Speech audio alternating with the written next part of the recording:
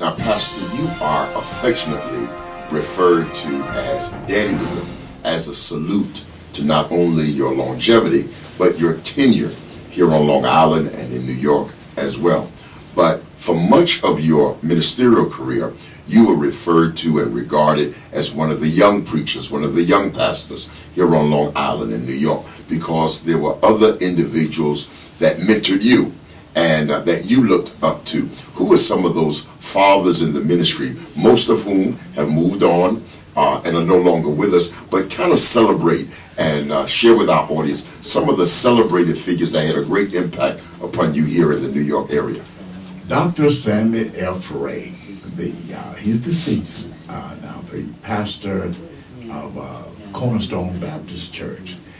He had really a great interest in my ministry when Hollywood Baptist Church did not have a pastor. There was a pastor from Texas, and he came and asked Dr. Ray, do you know of a young man that would be interested in coming to Hollywood Baptist Church? And he said, yes, I know one. And he brought me in, and Reverend Bailey was the minister from Texas, and I worked with him, and Reverend Bailey said, well, says, pretty soon I'm going to be moving on. He said, and I'm going to recommend you to the church. Well, it happened, but it wasn't an easy move. It wasn't an easy move. And when I did come in 1959, I was able to really observe what was going on in the community. I was able to observe what was going on in the church. And as a result of that, you should see Hollywood Baptist Cathedral now, pastored by my son. And I often refer to him as the only begotten of the Father, as far as I know. Now, there are other celebrated names, Pastor, like Hilton James and Robert E. Laws, Gardner Taylor. Share with our audience your experience and your knowledge of those individuals as well. All of those ministers had really, they've done a marvelous job in giving me opportunity to be heard, to be seen, and even at Washington Temple, I preached one of my first sermons in New York there under the bishop there, and I thought it was rather unusual for him to give up an Easter Sunday morning and have this young preacher to stand and preach. He came down the aisle with a white cutaway tail. I came down with a black cutaway tail with pinstripes, and I was on top of the world.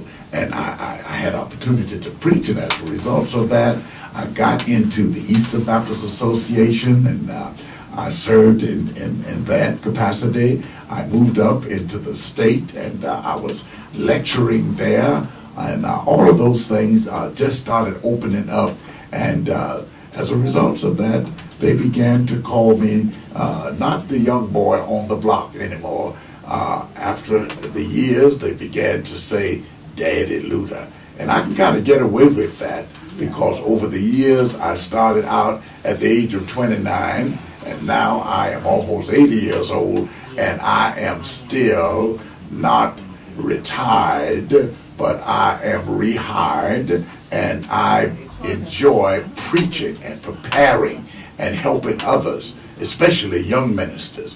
Like I was helped by Dr. Ray and Dr. Taylor and Dr. Laws, and all of them helped make me what I am today.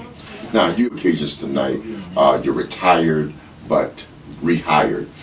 Since your retirement, share with our audience some of the things that you have been involved in, some of the things that you've done. You mentioned a little earlier, you're preaching at Holy Trinity. I know that you've been in Far Rockaway since your retirement. So kind of share with us kind of the exciting chapters that have taken place in your life since your formal retirement. Well, I was able to go back to my home church there in First Baptist Church in Far Rockaway, where I actually moved from there to Amityville, and under Reverend Owens. Reverend Owens, of course, has passed on, and as a result of that, I have been able to go back there and minister there, and be a part of the minister that has been called from St. Louis. St. Louis, and he's doing a marvelous job. And I was there for about a year and a half. and I was there, and of course, they're doing a marvelous job there at First Baptist Church. And then, of course, I'm at Holy Trinity. And tomorrow, in the 11 o'clock, Seven Last Sayings, Holy Trinity will come along and support me. I will be bringing the 6 and 7 last sayings of Jesus Christ, and I'm looking forward to the 7 last sayings and the 6th saying. But I've been told I'll be on the clock, so I won't preach all day, but just bring closure to the 7 last sayings, and I'm looking forward to that. In fact, I can't get out of this radio station fast enough to go and refresh myself for tomorrow morning, because Holy Trinity, I'm looking for you. I want you to be there, because there are some great preachers even before you hear me. So I'm looking forward to having you there tomorrow, and I'm told that if we do a good job, they have a fish fry waiting for us. Listen, this is Bishop Andy C. Lewter, and you're listening to the Bishop's Roundtable, coming to you from WGBB 1240 AM on behalf of myself and Bishop Stephanie Riddle Green of the Joshua Baptist Cathedral in Green Lawn, New York. We're so delighted that you have joined us this evening. Our very special guest tonight is Dr. Andy C. Daddy Lewter, a longtime minister and pastor, senior pastor at Hollywood Full Gospel Baptist Cathedral. Pastor, in terms of the book, talk to us about why this book. What was the driving force behind your putting your memoirs together, and what did you want future audiences and generations to recall, to know, and to remember about this season in your life? I really believe that we need to leave behind a legend, and we need to be able to put our experience together so that those experiences could be shared by others. I have been very blessed in that relationship, even to the point that I'm very pleased to say that I've got married again to Teresa, who is also a